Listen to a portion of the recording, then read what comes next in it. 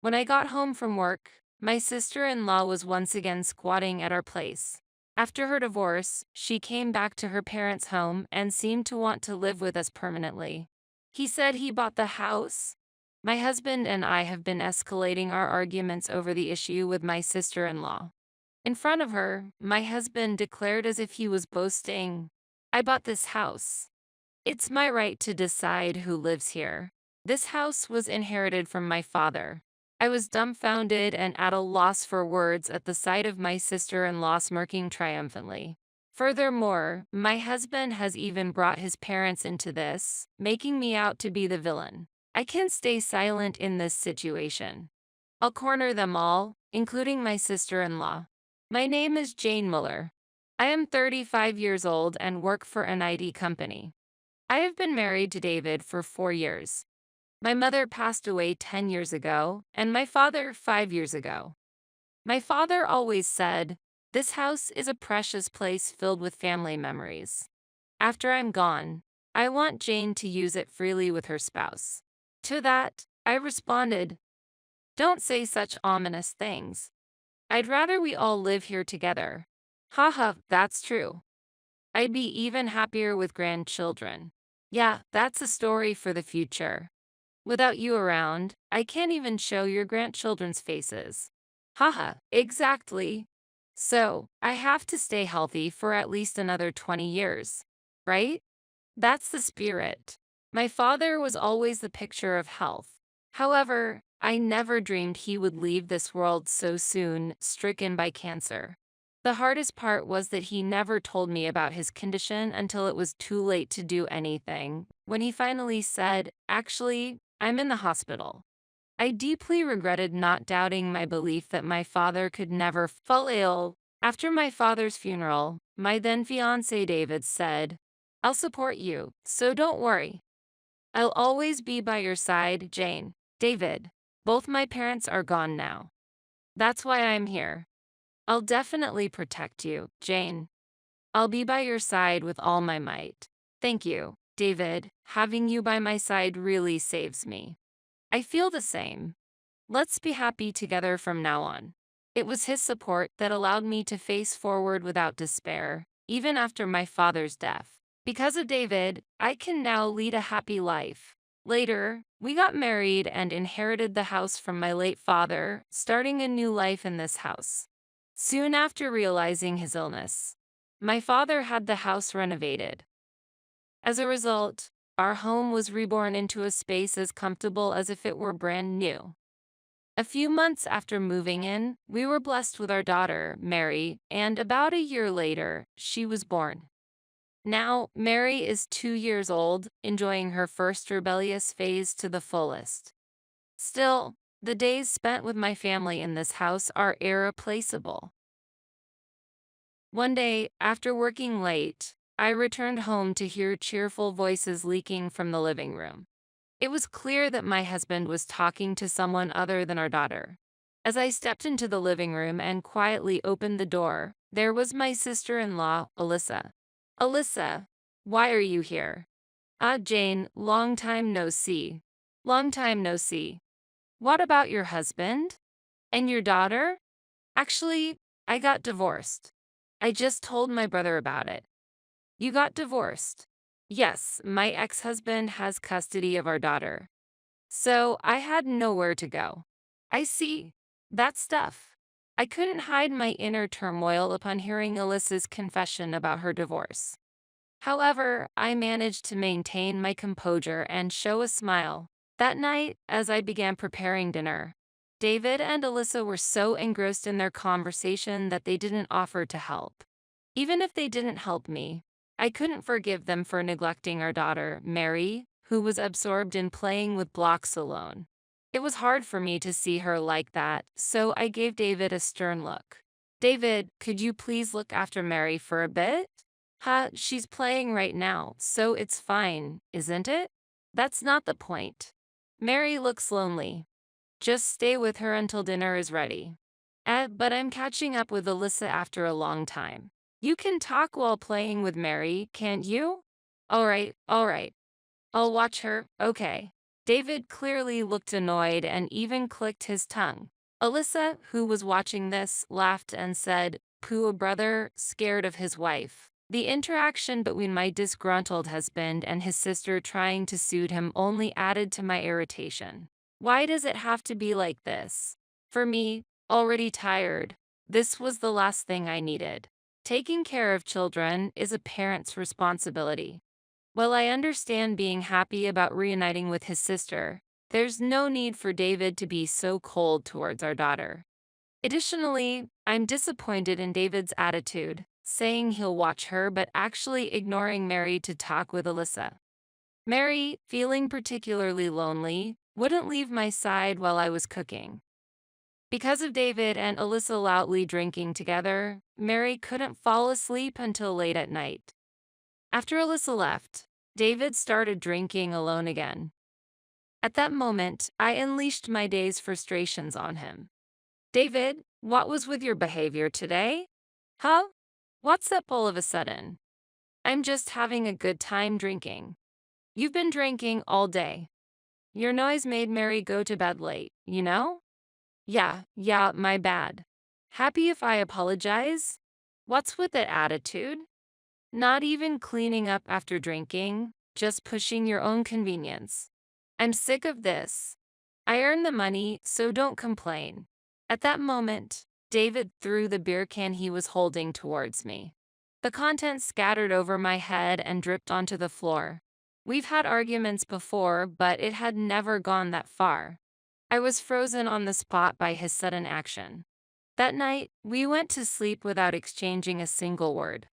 The next morning, he was still in a bad mood. I couldn't leave things as they were, considering our child. I wanted to repair our relationship quickly. Such thoughts crossed my mind on my way home from work. However, the moment I stepped into the house, any thoughts of reconciliation vanished. Incredibly, Alyssa was at our house again. As usual, Mary was left alone, looking bored watching TV. Seeing this, I couldn't help but raise my voice. "David, what is this? Why are you neglecting Mary again?" "Tit, not this again. It's fine, she's not crying." "That's not the point. More importantly, there's something I want to discuss." "Something you want to discuss?" Interrupting me, David dramatically coughed and then exchanged glances with Alyssa before starting to speak again. "Starting next month, Alyssa will be living here. Can you give up your room for her?" "Huh? Wait, what are you saying?" "Alyssa's apartment lease is up at the end of this month. She's divorced and single now, and she was a housewife with no income. That's pitiful, isn't it? I can't just agree to something so sudden. And why do I have to give up my room? If it's really necessary, why not give up your room?" "I'm using my room. You and Mary can sleep together, right?" "What?" I was so shocked by my husband's unreasonable demands that I couldn't say anything. As I remained silent, David continued without paying any mind. "Alyssa is struggling with money right now. As her brother, I want to take care of her in this house until she stabilizes. Can you understand that? But still, why do I have to give up my room? Why are you making such a big deal out of this? Can't you give up a room for your sister-in-law? That's so selfish. You're not considering me or Mary's feelings at all. Either way, it's already decided. If you oppose any further, I'll kick you out of this house." "Kick me out? I bought this house. It's my right to decide who lives here." He said he bought the house.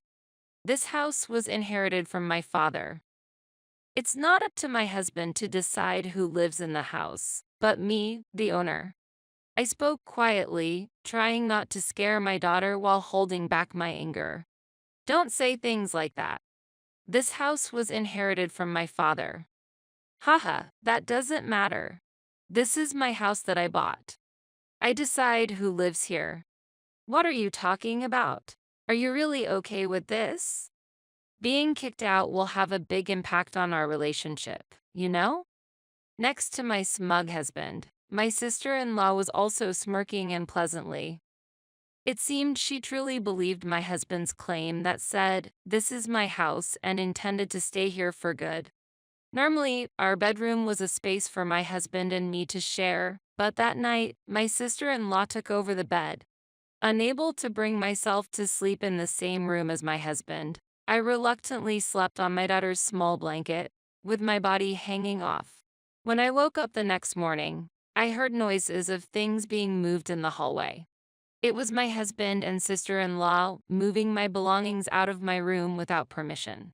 When I confronted them, my anger was beyond control. "Hey, what are you doing with my stuff without asking?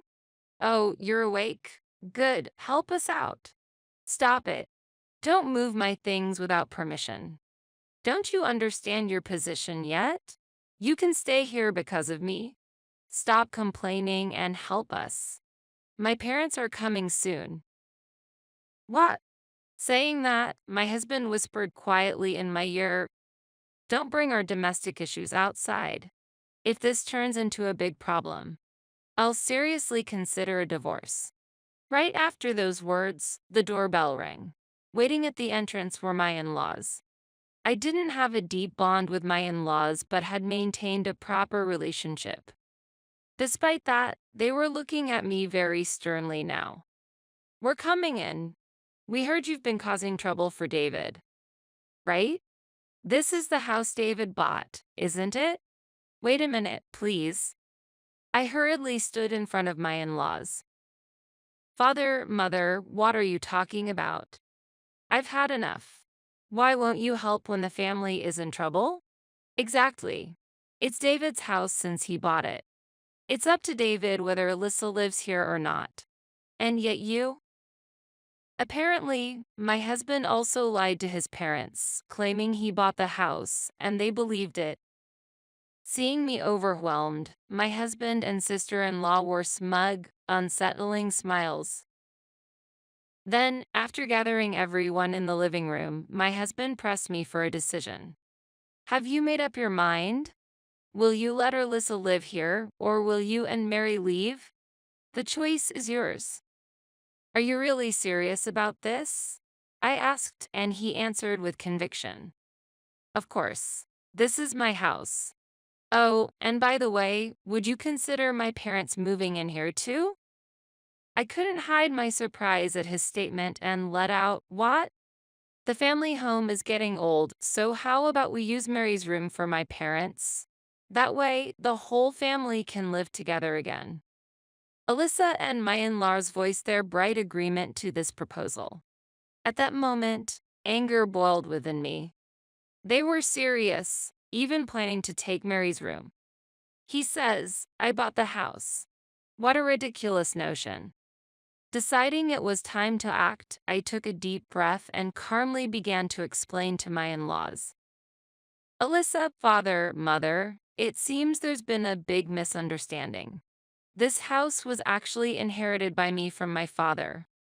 My in-laws looked surprised at my statement, but Alyssa, who had believed my husband's lies, glared at me angrily. Then, my husband retorted, "What are you talking about? Do you want a divorce? Why do you keep up this falsehood? I understand wanting to save face in front of the family, but it's a nuisance to me." "No joke. Then prove it." "Prove it?" "Yes. Show evidence that this house is really yours." "You can't, can you? There's no proof that you're the owner of this house." At his sneer, Alyssa chimed in, "Go on, prove it." I stood up and opened a drawer containing documents. I pulled out a copy of the will I inherited from my father and a copy of the house's registry, spreading them out in front of my husband and his family. "This is the proof." "What?" "This is the will left to me by my father, and this is the registry for the house. The will makes it clear that the house belonged to my father." My husband, seeing the documents, was at a loss for words and visibly paled. He must not have expected me to have these documents. My father passed away before I married my husband. I received explanations about these documents independently from a lawyer. Yet, my husband still seemed intent on keeping up appearances in front of his family. Pointing at the documents I presented, he declared, "They're fake." I responded calmly, "If you doubt it, you can check the registry at the Registry of Deeds yourself. Then it will be clear that the house belongs to me. Even a fool like you should understand that." To the Registry of Deeds? Yes, you don't know about the Registry of Deeds? Well, it's no surprise since you've never bought a house yourself. What? He seemed lost for words, falling into silence. As my in-law's suspicious gazes turned towards my husband, I sternly told him, "There's no misunderstanding this, right? The possibility of you being the owner of this house has been completely negated. You wanted to look good in front of the family, but you've only worsened your own position. All because you wanted to show off and lied. Calm down, Jane, let's talk." "There's no need to talk. Continuing our marriage is impossible now. Leave immediately. Let's divorce, just as you wished." "No, that's—" My husband looked desperate and repeatedly tried to apologize. However, my resolve was firm, and I did not forgive him.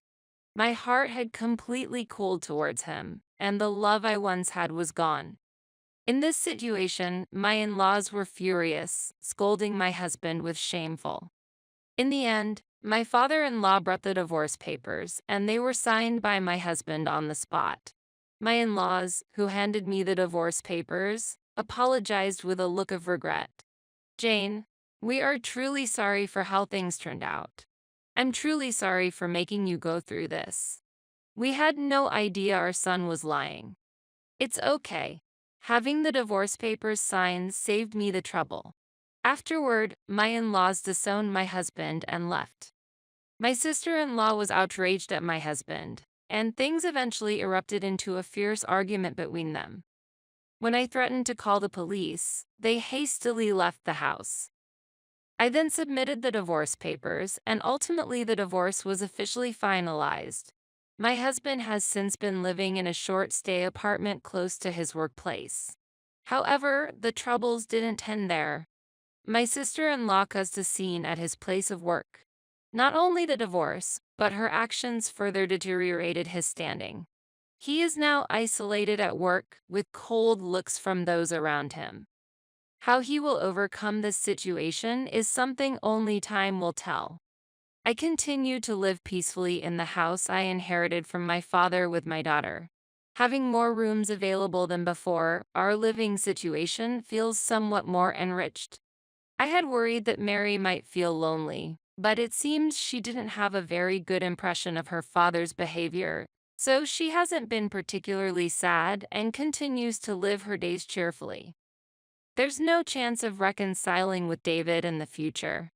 With my lovely daughter, I want to continue living happily in this house we inherited from my father.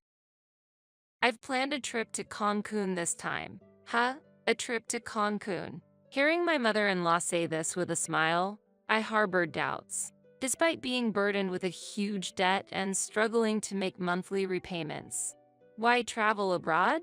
Moreover, despite the fact that I send money every month, why is she going to Cancun alone? I absolutely cannot accept this. This is no joke. As I raised my voice in anger, my mother-in-law looked puzzled. Yes, this was all my husband's scheme. I was shocked by this certain truth revealed by my mother-in-law. My name is Amy. I am 35 years old, working as a regular employee at a general company, living an ordinary life. 5 years have passed since I married Kevin. We had been living peaceful days without any major problems. However, suddenly a great trial appeared before us as a couple. This series of events was triggered by the recent death of my father-in-law. My father-in-law was a man of few words but gentle in nature, always caring for us as a couple. Thanks to him, I felt naturally integrated into my husband's family. That's why I couldn't accept his death. One evening, a little after his funeral, when things had calmed down, my husband suddenly started talking at dinner. "Hey, Amy, it's weird to talk about this all of a sudden, but is something wrong?" Actually, I've been thinking about starting to financially support my parents' house from next month. Support? Why would you do that? Since my father passed away, I think my mother is struggling on her own. Wait a minute. I quickly interrupted my husband. Your father's passing is sad, but your sister is living in your parents' house, right? Yes, that's right, but my husband has a sister living at home. She works for a prestigious company and earns much more than my husband. My father-in-law had also worked for a well-known company until his retirement. The retirement money should be with my mother-in-law. On the other hand, we, as a couple, work for small to medium-sized companies. Our income is probably lower than the average for our age group. In such a situation, I couldn't understand why we needed to send money to my mother-in-law. Kevin, I don't think your mother and sister are struggling with money. So why send money? When I asked this, an unbelievable answer came back. Actually, it seems rich on the surface, but my mom has a considerable amount of debt. What? My mother-in-law has such a huge debt. Yes, it's hard to believe, but it's true. But for some reason, she hasn't told my sister about the debt at all. That's why I brought up this idea to somehow help her. But what about your father's retirement money? Actually, it seems that most of it went to his hospital bills, surgery costs, and funeral expenses. So now, my mom is really in a tough financial situation. That's a really difficult situation. Yes, it is. That's why I know I'm asking a lot, but I really want to help her. Seeing him bow his head deeply, I was torn. My mother-in-law had helped us as a couple many times before. While I was looking for my current job, she actively took over all the household chores in my stead and often came to cook dinner. Moreover, when my husband changed jobs and we were short of living expenses, she secretly gave him money. I was always full of gratitude for her kindness, and every time I thanked her, she returned with polite words of gratitude. Thanks to her support, we had overcome many difficulties. Now that she was in trouble, I couldn't just overlook it. Considering the favors we had received so far, I strongly felt the desire to help her. With those feelings, after a little hesitation, I eventually agreed to my husband's proposal. From that day, to support my mother-in-law financially, we became stricter about saving. We were not living luxuriously in the first place, but still, we simplified our meals even more and switched to cheaper items for daily use. My husband started working late every day and came home late at night more often. And then, an incident occurred during these days. Perhaps due to accumulated fatigue, I developed a fever and fell ill. When I was preparing to go to the hospital after calling in sick to work, my husband said, "Wait a minute, are you really going to the hospital?" "Yes, I am." "Just a fever, isn't it? There's no need to go to the hospital for a mild fever, especially when we need to save money." What? I was surprised by his words, but managed to argue back. But what if it's a viral fever like the flu? We have fever reducers at home, right? Just take those and rest. You'll get better. Going to the hospital is a waste of money. That's not true. Listen to me. No matter what, don't go to the hospital. We're saving money, remember? After hearing those words, I had no choice but to rest at home, and ended up being bedridden for 3 days. Since then, my distress towards my husband gradually began to increase. Months later, to check on my mother-in-law's well-being, we visited my husband's parents' house. As I stepped into the living room, clothes and travel bags were scattered everywhere. Were you in the middle of sorting something out?" I asked, and my mother-in-law replied with a beaming smile. "Oh, actually, I'm going to Cancun this time." "A trip to Cancun?" "Yes, that's right. Sarah said she would come with me." "Amy, how about you? Do you want to come along?" "Really?" As I was surprised, my sister-in-law, Sarah, next to me started clapping her hands with joy, saying, "That's a great idea." "Wait, what is this?" "We've been sending them money, and they're happily planning a trip to Cancun. This can't be happening." Without noticing my speechlessness, my mother-in-law and sister-in-law continued to excitedly talk about the Cancun trip. "I'm so excited. It's my first time in Cancun." My mother-in-law said, and Sarah replied, me too. And it's surprisingly affordable this time of year. Exactly, Amy. Don't worry. If you can come with us, we'll cover the travel expenses. My mother-in-law continued, really, we've been so grateful to you ever since Kevin got married. Added Sarah. Unaware of my feelings, they were engrossed in their conversation. Finally reaching my limit, I confronted my smiling mother-in-law and sister-in-law, who were inviting me to the trip. Stop joking. A trip abroad. What are you really thinking? I raised my voice. What? Startled by my sudden reproach, my mother-in-law and sister-in-law froze with their mouths open. Even though they were shaken, they tried to calm me down. Amy, what's wrong? Did we say something odd? Maybe you don't like traveling? Did we invite you too forcefully? It's not about that.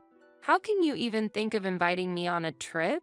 Do you understand our situation? Amy, calm down. What caused you to be so angry? Really, if you have the means to go on a trip, I'd rather you pay off your debts first. What? Debts? I let all my feelings out towards them. We can hardly save money, and even when I'm sick, we can't afford to go to the hospital, yet we prioritize sending you money. And yet, how can you calmly plan a trip abroad?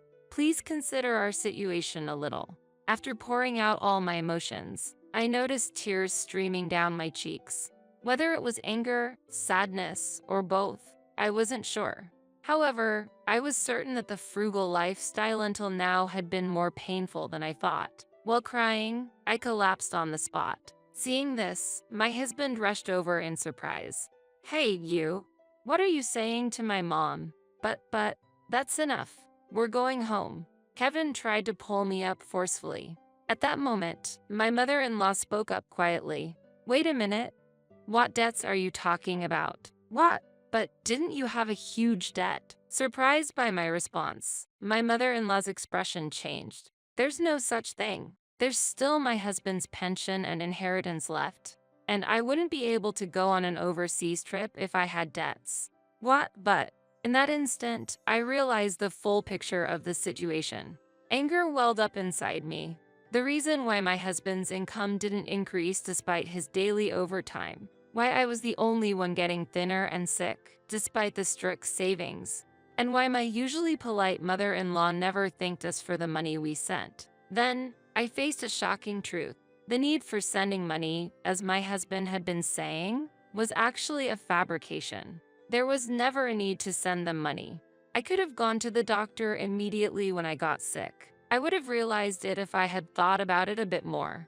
Realizing this made the pointlessness of our past frugal life evident. But in our financially tight life, it had been hard to make a calm judgment. My mother-in-law and sister-in-law on the scene seemed to realize the truth behind my husband's words. They looked at Kevin with a doubtful gaze. Kevin, what's the meaning of this?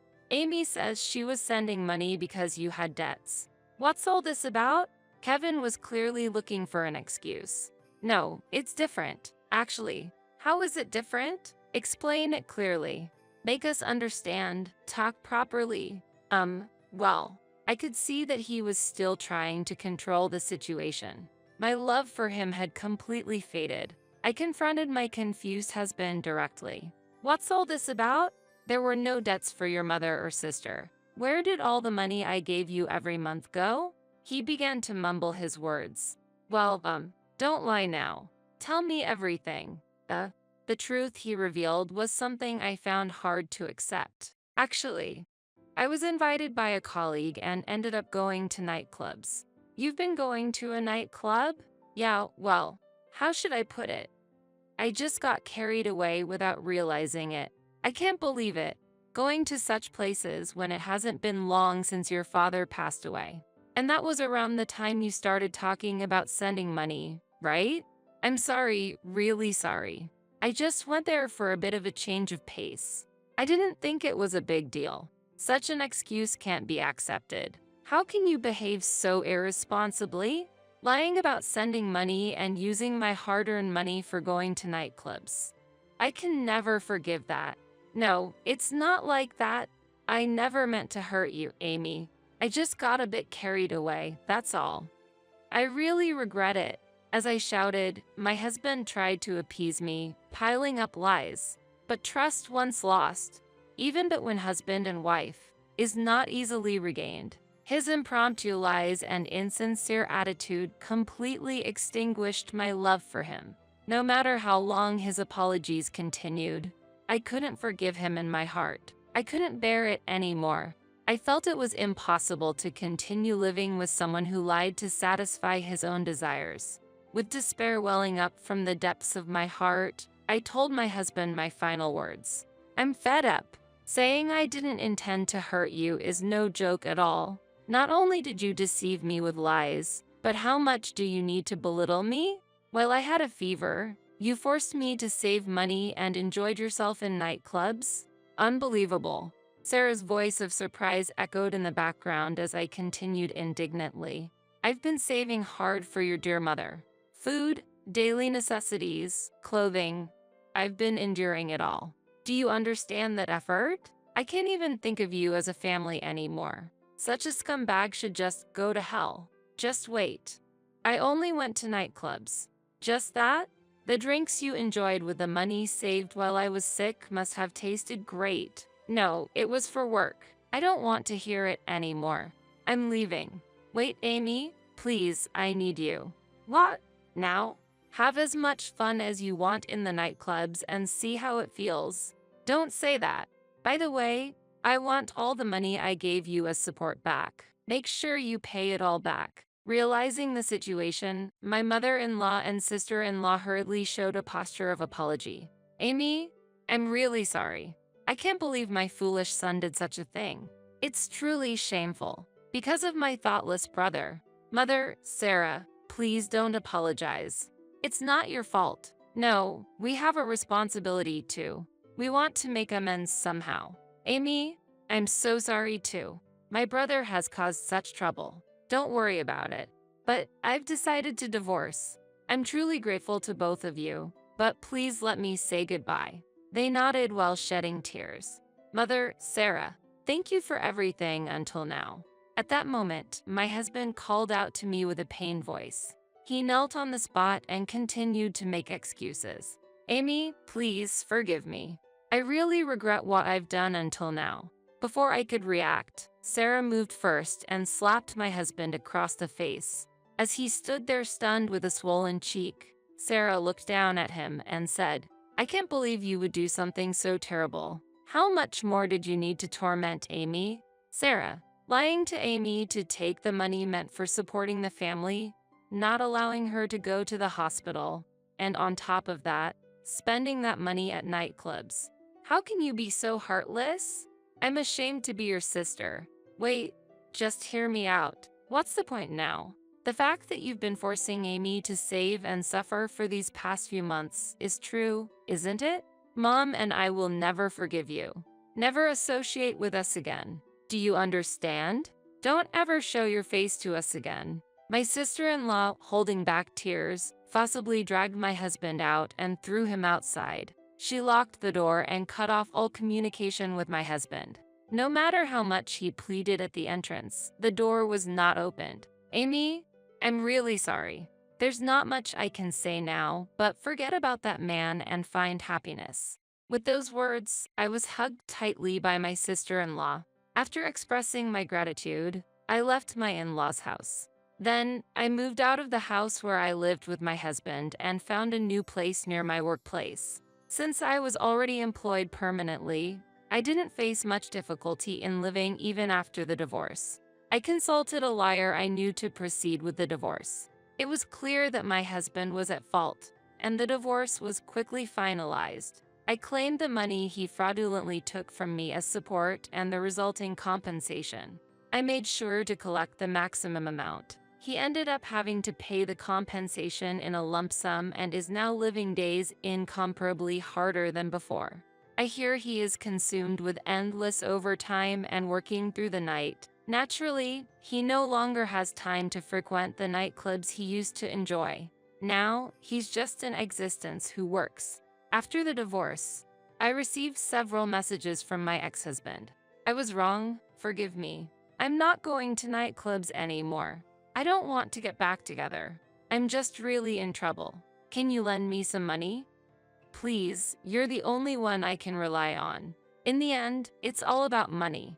I feel nothing but pity for him. Now that all the payments are finished, I'm thinking of blocking his contact. Meanwhile, I still keep in touch with my mother-in-law and sister-in-law. They worry about me and have been in regular contact even after the divorce. Just the other day, seeing me having regained my spirits, my mother-in-law showed tears. Amy, I'm so happy to see you doing well. Mother, don't worry about me. I can live on my own strength. I always thought you'd be okay, Amy. But remember, you can always rely on me and Sarah if you need anything. Thank you so much. Let's go to Cancun together next time, just the three of us. Of course, I'm looking forward to it. If it weren't for the support of my mother-in-law and sister-in-law, I couldn't have overcome the trial of divorce. Since they always wish for my happiness, I vow to live my life with all my strength. Abby, when do you plan to leave this house? It's really embarrassing to have an unemployed shut-in in the house. When are you moving out? Actually, I'm leaving today. I can't stand seeing your face anymore. Seeing her evil grin, it was clear that my sister-in-law, Maggie, was trying to take over our house. Nonetheless, there were reasons why I decided to move out and give up the house. I was convinced that Maggie wouldn't be able to live here for long. My name is Abby. I live with my parents and my brother's wife, Maggie, at our family home. Right after my brother got married, he was assigned overseas. Even though they were newlyweds, Maggie didn't want to live abroad. Instead, she ended up living with us, my parents and me. I remember the day Maggie arrived with a lot of luggage, boldly saying, "Since Sean has gone overseas, his room is empty, right? I'm thinking of moving in." Her sudden decision to move into our house confused us greatly. When we called my brother to explain the situation, even he was surprised at Maggie's action. Although he tried to persuade her not to move into our house, it was up to us, the family, to discuss it directly with Maggie. Originally, Maggie was supposed to live in the apartment my brother had lived before. However, she claimed it was too small and suddenly decided to stay at our house, which would make it easier to commute to work, and her parents live far away. My parents were obviously upset with her outrageous behavior, but Maggie was so conniving. "Sean isn't here and I miss him. If you let me stay here, I will pay the rent and help with the household chores. Please let me stay," Maggie pleaded, and my parents weren't able to say no to her. What I believe is that my parents couldn't say no to Maggie because they felt bad for Sean rather than for her. Although at first they weren't happy with her compulsive move-in, after a while they seemed fine sharing the house with her.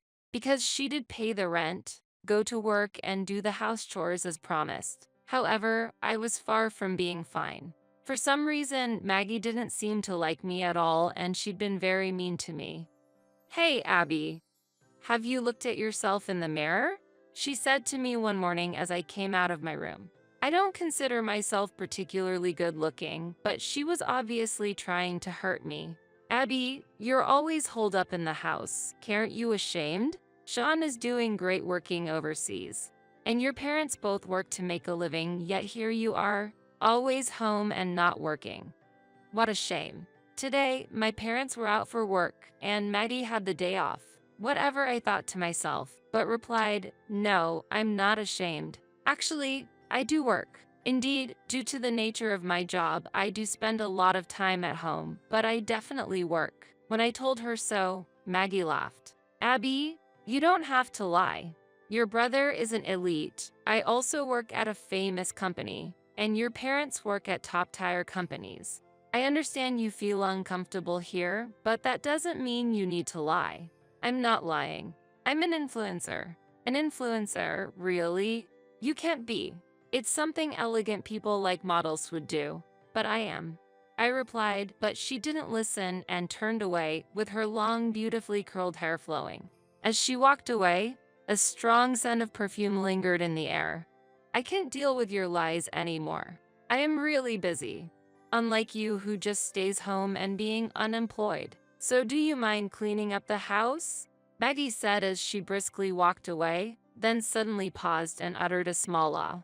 Just when I wondered what was happening, Maggie turned around with a malicious look. Abby, you might need this. You must be struggling financially.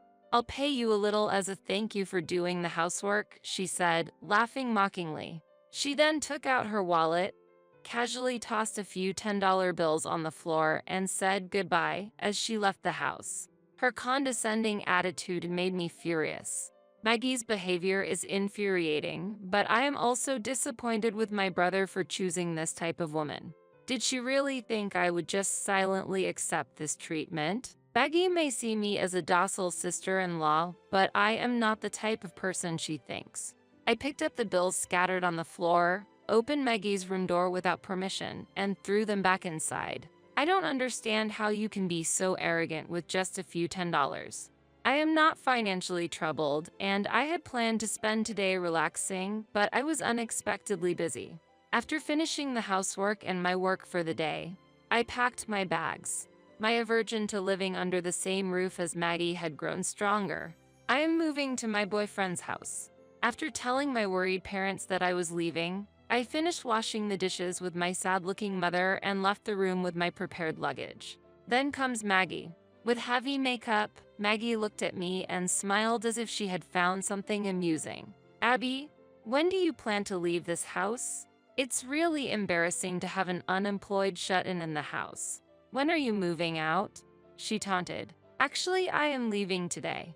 I can't stand seeing your face anymore, I replied calmly, which clouded Maggie's face. The overconfident sister-in-law glared at me with a very mean look after she heard me. Although I feel sorry for my brother, I have to distance myself from this woman. The next time I face Maggie, I need to prepare thoroughly to respond more appropriately. Therefore, I tried to come up with strategic schemes for our next confrontation. Excuse me, I said politely to her, and I hugged my parents and left the house. My boyfriend Tony said I should be happy I don't have to deal with her anymore, but I still felt like I needed to save my brother Sean from her. My brother is too nice, which is why he has been deceived by Maggie. Now I knew what she'd been doing behind our back. I wasn't going to dismiss it. I'm sorry to make you worry, but we must kick her out, I declared firmly. A few days after I left home, I received a call from my mother. Why did you suddenly send these? Don't just send them without saying anything to us. You need to come home and explain. I've called Sean and told him we would video chat when you get here. Maggie is also here waiting, so come quickly, she said, and I replied, okay. As soon as I stepped into the entrance, I could sense the heavy atmosphere throughout the house. As I approached the living room, Maggie's crying grew louder. When I opened the living room door, Maggie, sitting in front of my parents and kneeling on the floor, looked at me with a sharp gaze. Abby, this is terrible. Why did you send these pictures? Maggie pointed out angrily at a pile of photos spread on the coffee table. The photos showed Maggie at various places with different men, including shots of her arm in arm and holding hands with a man. Indeed, as Maggie said, I was the sender. I suspected my sister-in-law was having an affair, so I hired a private detective to get solid evidence. This was much more than I expected. No, Maggie, you are terrible. You have been cheating on me. My brother yelled. Even through the screen, his face was red with anger, clearly showing how agitated he was. Then Maggie pleaded with tears. I was really lonely. Right after we got married, you went overseas and left me alone. So, it's your fault. My parents looked pretty uncomfortable watching this scene. In response to the situation, I said, yes, perhaps my brother did cause this to happen, with a hint of sarcasm. Maggie looked surprised with my response and seemed lost. Her look was mixed with expectation and calculation at the same time. I looked her in the eye and calmly continued, the real problem is lack of judgment in people. It all started when Sean chose this woman. Maggie was shaking with anger at my cold remark and raised her voice in retort. What are you talking about? How can someone who just stays at home all the time say such things? The truth is, you created this whole situation. She said it. Her words were sharp, and the room was filled with even heavier tension. But I chose to stay calm and tried not to react to the cruel accusation. In front of the whole family, Maggie revealed a shocking truth from her own mouth. After shouting as if she was driven by something, she covered her mouth with her hand, realizing the weight of her words. At that point, it was impossible to mend matters. My parents and Sean could not hide their surprise when she showed her true colors, but I kept my cool and told them that this was Maggie's true nature. Maggie looks down on me. She acts kindly usually, but in reality, she despises others, cheats repeatedly, and says real mean things to ones she looks down upon. Too bad Sean didn't see it before he married her. Maggie responded, "Everything I said is true. You all know that Abby is not working. Are you also going to say that her being an influencer isn't a lie?" My mother sighed deeply and quietly retorted, "That's completely unexpected. Abby does spend a lot of time at home, but she is certainly not unemployed. She is indeed active as an influencer." "What?" said Maggie. I revealed my online alias and told her to look up that name online to see for herself. She immediately grabbed her smartphone and searched the name. As the search results appeared, Maggie was visibly shaken and looked back and forth between me and the smartphone screen several times. "Really? This doesn't look like you, Abby," she said. "Yes, makeup really does magic," I replied. As an influencer specializing in beauty, I use my natural features and makeup to transform into a completely different person in numerous videos posted online. I frequently receive promotional requests from cosmetic brands and publish makeup videos using their products, gaining support from many fans. When I added, "This house was also built with money I earned," Maggie could not hide her surprise and asked, "No way." Despite the late hour, the doorbell rang. Wondering who could visit this late, I answered the doorbell and asked who it was. A familiar voice, "May I come in?" And I replied, "Of course." As he entered the living room, Maggie's eyes widened. "Oh my God. Why is Tony here?" she exclaimed in astonishment. Tony, with a polite greeting and a refreshing smile, said, "You must be Abby's sister-in-law. I heard so much about you. It's an honor to meet you." Tony, a well-known actor who has been successful in the entertainment industry since childhood. We met by chance at a casual social event and hit it off immediately. Since then, we kept our intimate relationship under wraps for years. Maggie finally seemed to accept the fact that I was a professional influencer once Tony appeared. "No way," she muttered under her breath. And Sean, from a distance through the screen, sent encouraging words. "I don't have time for this." This statement changed the situation dramatically. Immediately, Sean wanted a divorce and wanted to discuss their prenuptial agreement with lawyers. Sean was planning to come home for vacation. Until he came back, Maggie stayed at my parents' house. This period was very distressing for her, and my parents looked at her coldly. After ensuring Sean had safely separated from her, we left the scene. "Why did you come?"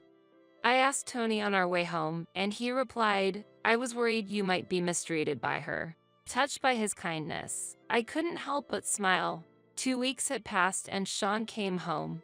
And during that time, Maggie stayed mostly in her room and hardly got out. As the divorce proceedings advanced, Maggie begged him, crying, "You're the one I truly love."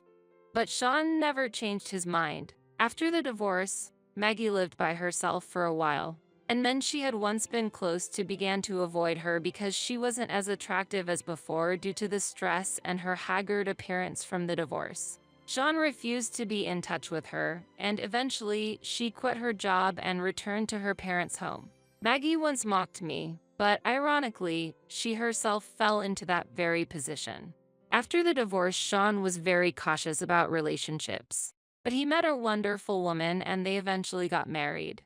The new sister-in-law has attractive blonde hair and is diligently learning English to communicate with our family. Tony and I eventually came out as a couple and got married, and our wedding was widely covered by the media. Tony, beloved since his childhood acting days, received blessings from many people, and I have also been widely recognized as Tony's wife. Currently, our entire family live happily.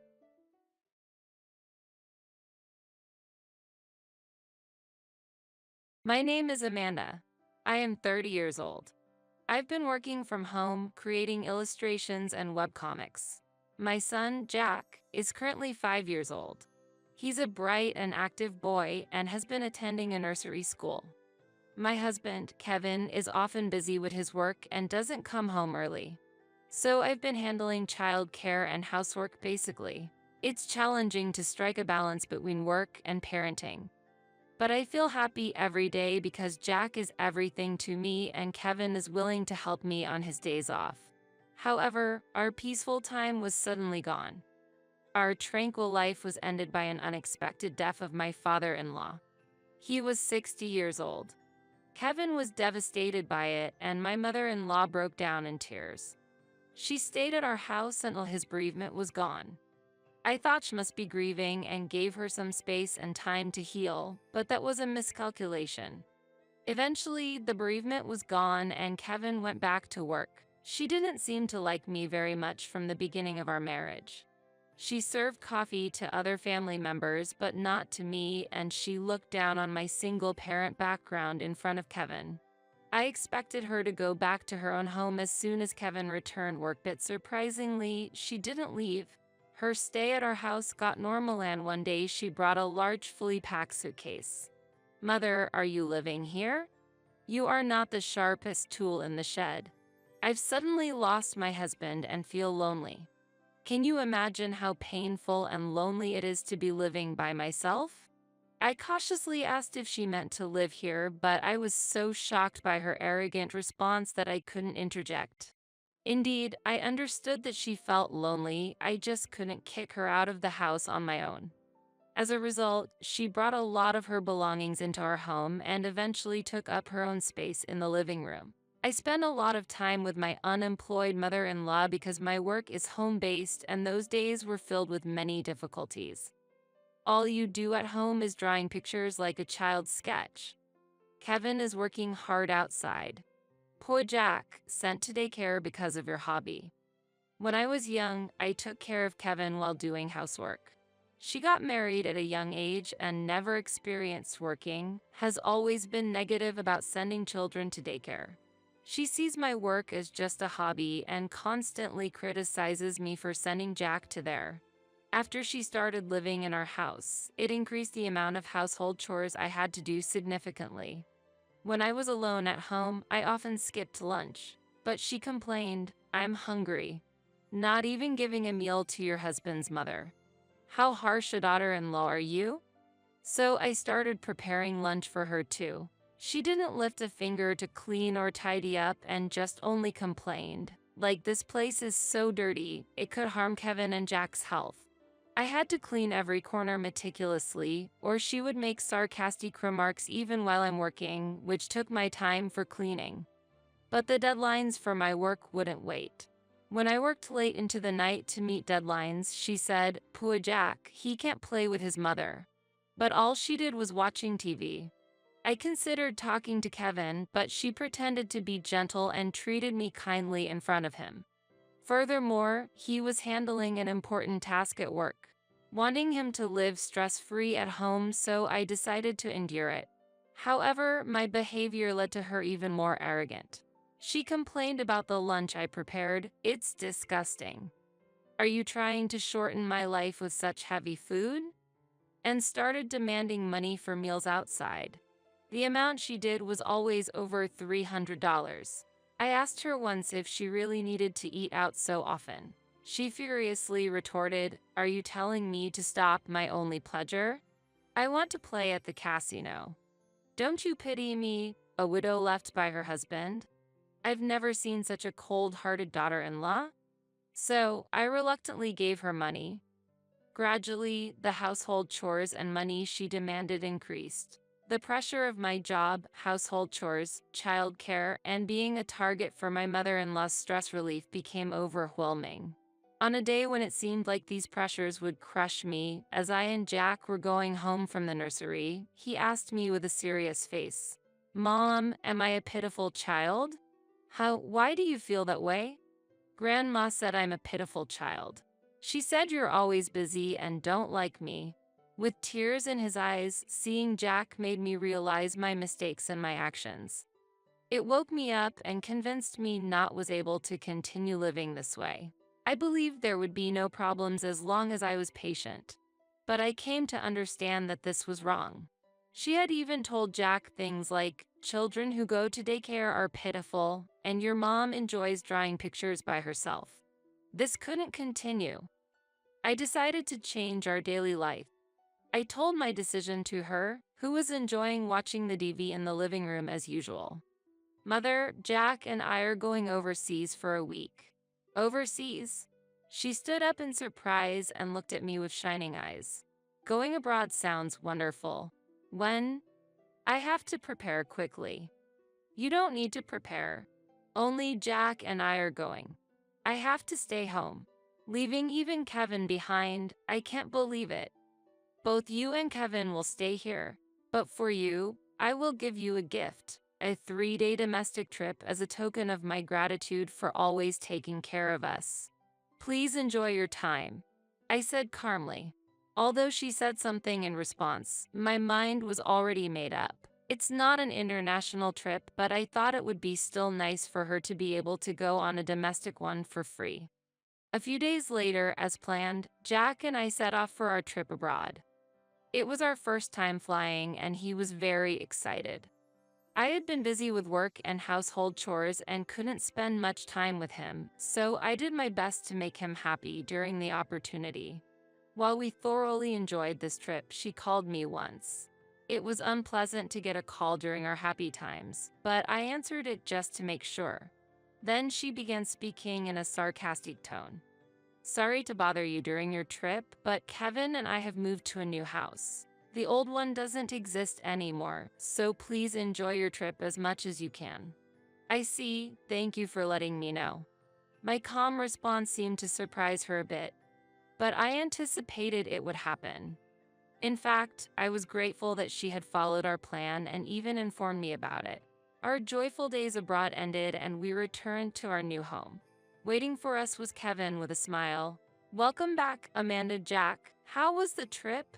Yeah, it was fantastic. Thank you for giving us this wonderful experience. Kevin, it's okay. I had caused trouble for the two of you, so it's the least I could do. While celebrating our happy reunion as a family, my phone rang. I checked the caller ID and it was her again. I was full of hope and answered it. Yes, Mother, can I help you? Amanda, do you know where Kevin is? She sounded desperate and began explaining her situation in a rush. She and Kevin had started living in their new house. However, she said Kevin hadn't come home even once. Worried, she called his workplace and found out he had resigned. In her panic, she sought help from the police. But the police received a response when they called him. Moreover, when the police tried to pass the phone to her, he refused to talk to her. She went to the police station, made a scene there, and received a warning. Did you say something to Kevin? Where is he? He is here, playing with Jack, and is in good health. There's no need to worry. What are you talking about? He was supposed to live with me.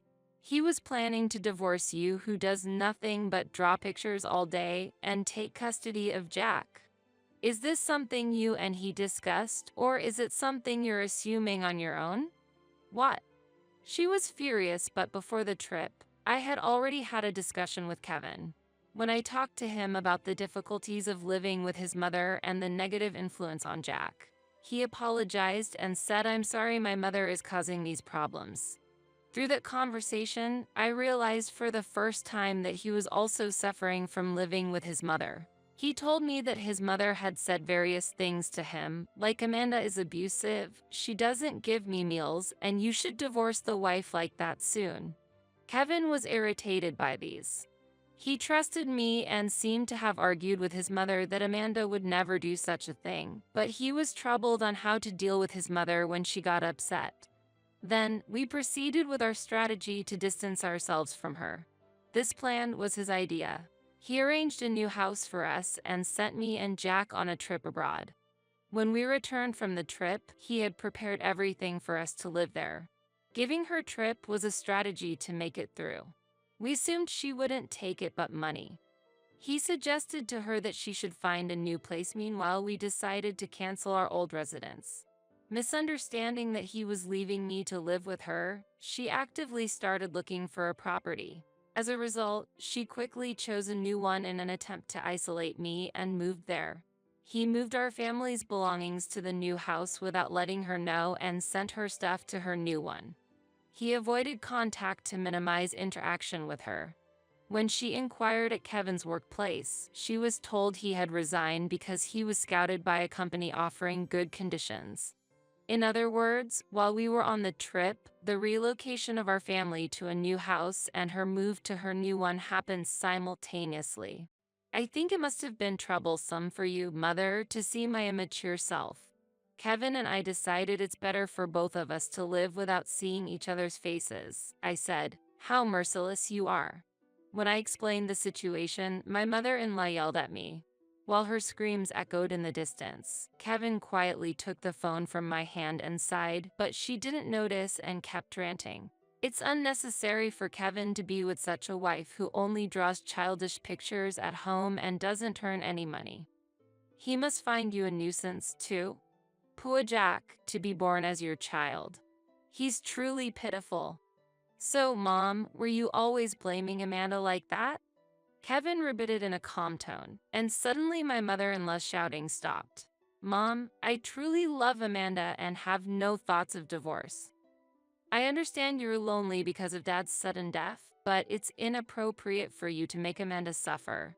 I regret deceiving you this time, but I chose this method because you wouldn't listen. You're being deceived, Kevin. I'm not deceived. Amanda is an ideal spouse for me and a perfect mother for Jack.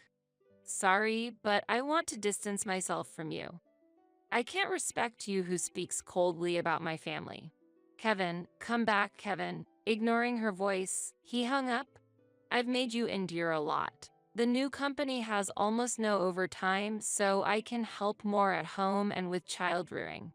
Let's spend a comfortable time together. Yes, thank you, Kevin. Thus, we cut ties with my mother-in-law. Later, we heard from relatives that she had been living off her late husband's assets for a while but couldn't resist the lure of the casino and had to find her first job. At 55, she faced a new challenge and difficult days without social experience. Kevin tried to contact her after hearing about her state, but she pridefully refused his help, saying, "You're no longer my child. You've been taken over by that witch of a wife." Shocked by her words, he decided not to contact her anymore. I turned the painful days caused by her into a comic essay which was surprisingly well received by many people. A publishing company approached me, and I was able to publish a book, something I had dreamed of. This outcome is also thanks to my mother-in-law, who brought these difficulties. So for the first time, I thanked her for the harsh days I experienced since she came to our house. At that time, I didn't know how to deal with it, but I am truly grateful to Kevin for changing that situation. I will continue sharing beautiful moments with Kevin and Jack.